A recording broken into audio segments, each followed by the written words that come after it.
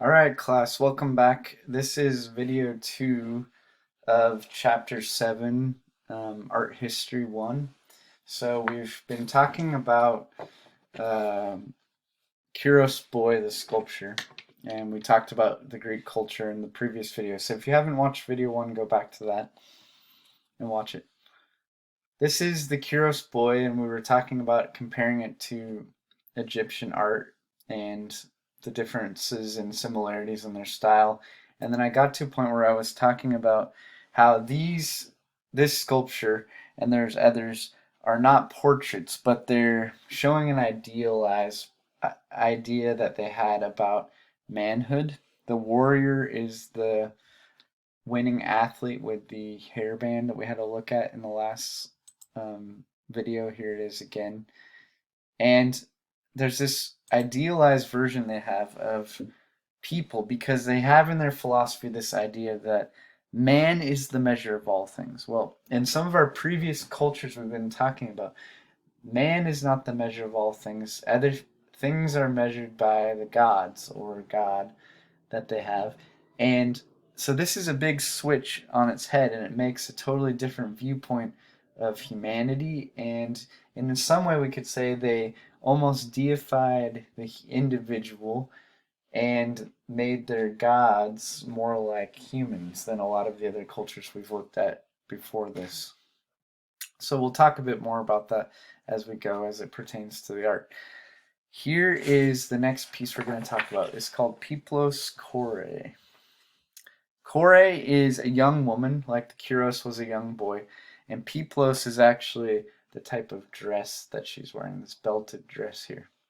It's from close to the same era as the last one, still archaic era, I should say, close to the same year, roughly 600 BC. It was a temple votive, and if you remember from previous chapters, the votive means given as a gift. So it's a gift statue to the goddess that was at their temple. It's carved out of marble, and it represents, just like the Kyros boy did, the ideal of a young woman. So she's the ideal of that. She has what they call the archaic smile going on here on her face. This archaic smile. She's obviously seen a lot of wear, so she's not looking as good as she did at one point.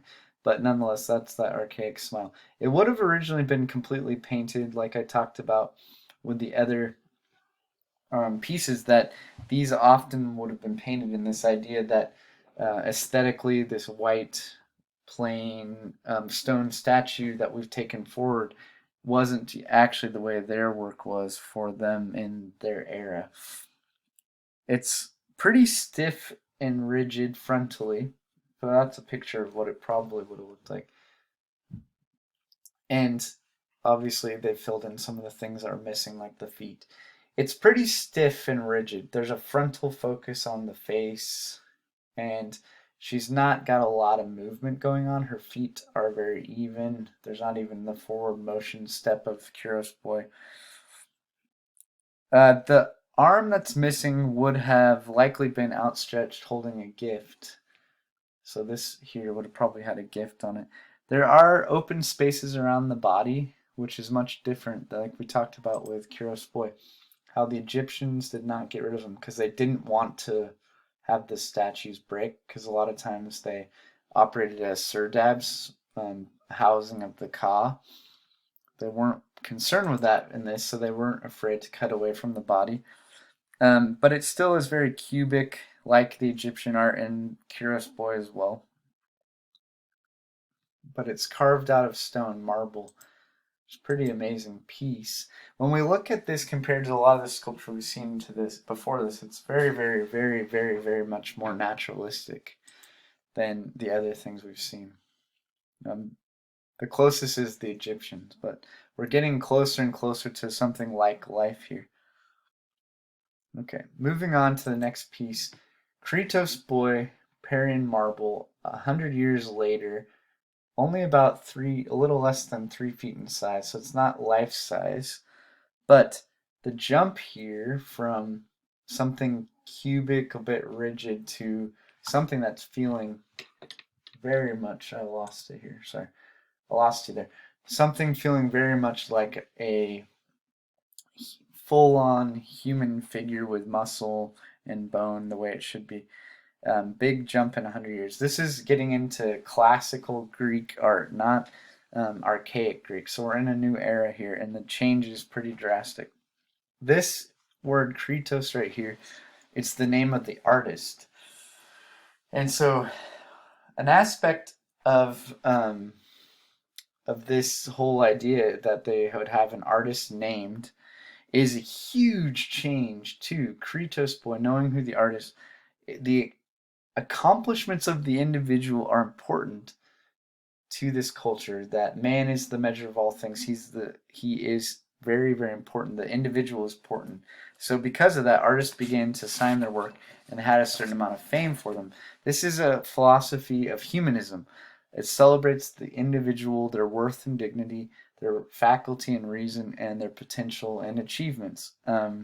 It's concerned with the idea of examination of human character, personality, and experience. There's a quote by Socrates: "The unexamined life is not worth living." So, because man is the measure of things, then rather than the gods, then we get the idea that we should be keeping track of their achievements. And in a way, we could say that some of the ideas of democracy came out of this because of individual worth and reason.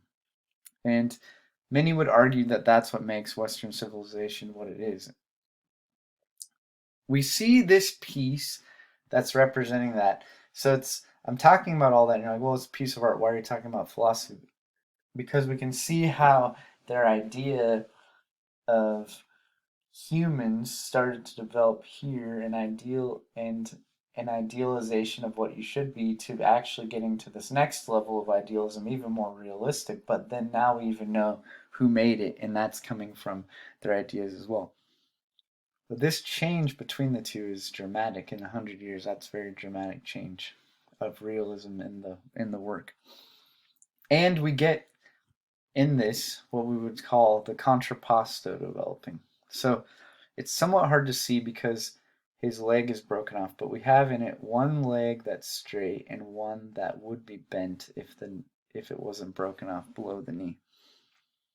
It's where the weight of the body is carried on the one leg that's straight and the other one is bent and relaxed, so the hips are moving in a way that they aren't when it's just solid. See how this would be straight across hips? It shows a movement and dynamism to the body. We'll see it on the back here. See how the hips are moving? These ones are straight.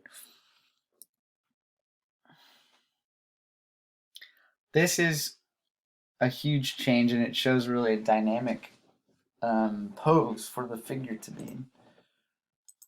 Just showing you the difference between the two of them, even just in every way.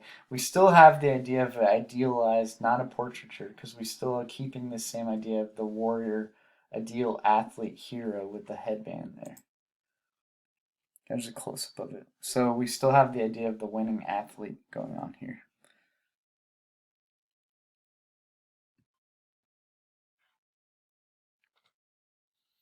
And the next piece we're going to look at is called Poseidon or Zeus. It's not because they didn't know what to call it. It's because they're not sure would have been in the hand here, so they're not sure which god it would be representing. If it was here, if it was Zeus, we would say, what would it be? Pause to let you answer yourselves, but in class you would say lightning bolt, right? If it was Poseidon, we would have a giant symbol of Poseidon, which would be a trident. So this is a very large piece, 6'10". This is to show you the scale compared to a human. So we're talking about most people in the world are not 6'10". So we're going above average size towards kind of feeling larger than life. It has a religious function compared to the other ones. This one was a statue of a god placed near or in a temple dedicated to the god. So they're not sure which one, obviously, depending on, like I said, the weapon. But it shows you how the classical ideals and the way they're depicting the figure and the feeling of the muscle and the structure being realistic is really coming things are coming to life here in a way that's we haven't really seen much before. We have this feeling of tension balancing on the ball of the foot, ready to throw the spear or the trident or the lightning bolt, depending. This is a cast bronze piece, and if he was Zeus, he would be the king of the gods, the god of sky and thunder, so lightning when he's angry, and Zeus would have a trident because he's the god. I mean, Poseidon would have a trident, he's the god of the sea. So we're going to talk about how this cast bronze piece was made. This is just a quick illustration of the idea of surperdu or lost wax casting, in French name for that. We call it lost wax casting mostly. It would have been a clay core, and then they model wax over the top of it. We do this still at the school in our foundry. It's pretty amazing. You put a bunch of wax pieces in here and metal pins to keep the core in place, and then you're able to put a casing all around it called investment. They use clay. Now we use sand and plaster. You heat it up afterwards, and all the wax comes out. You have an empty cavity that's like your sculpture. You pour the molten bronze into it, and afterwards you break off all the extra stuff, the clay or sand and plaster, and you're left with a copy of it in metal. We're going to watch a short video of it. Okay, so I'm going to show you a bit of the video here. It's not the cleanest way to do it, but I don't know how else to embed a video at this point. I'll get better technically when I have a chance. Here we go. Showing the lost wax process here.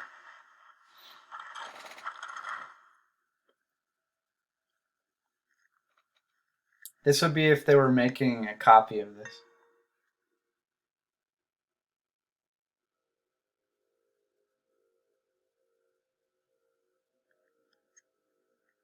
This is if they were trying to copy it. They're making a mold of it so they could make a replica of what already was.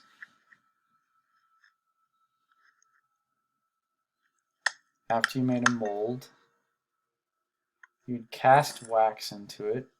So our artists from that era would just make the wax right away. They wouldn't need to make a mold and cast the wax. But this is what it would be if they were replicating something.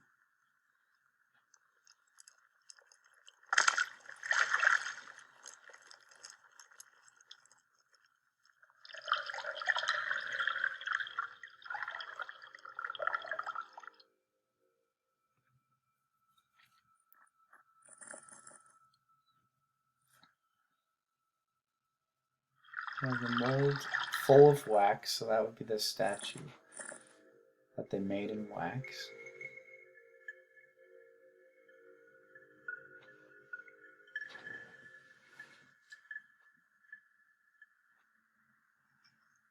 Doing all the detail work in the wax that they had as the original.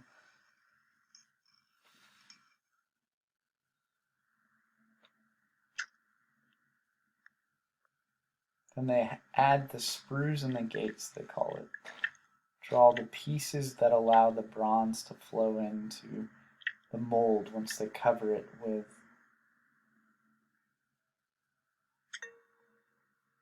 the investment, which would be clay or sand and plaster nowadays, or ceramic shell.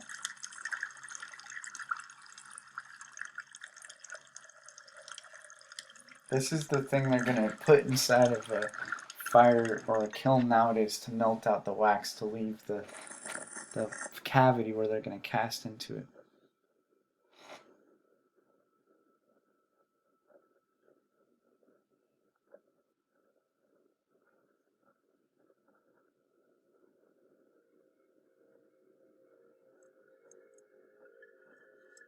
And that's what they heat up the metal and put the bronze into. And the bronze is heated up to 1500 degrees and then cast into the mold to make that statue that was wax, or the sculpture that was wax, into metal.